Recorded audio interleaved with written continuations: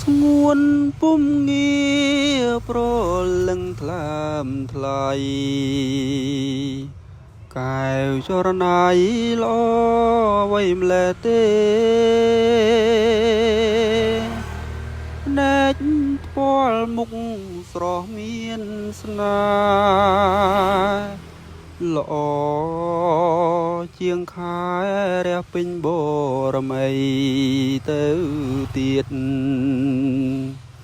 ចង់តែច្រៀងបំពេលឲ្យគេងចង់កំប្លែងឲ្យស្រីញញឹមចង់ចាប់ទាំងព្រឹកព្រលឹមចង់តែផ្ទឹមរៀប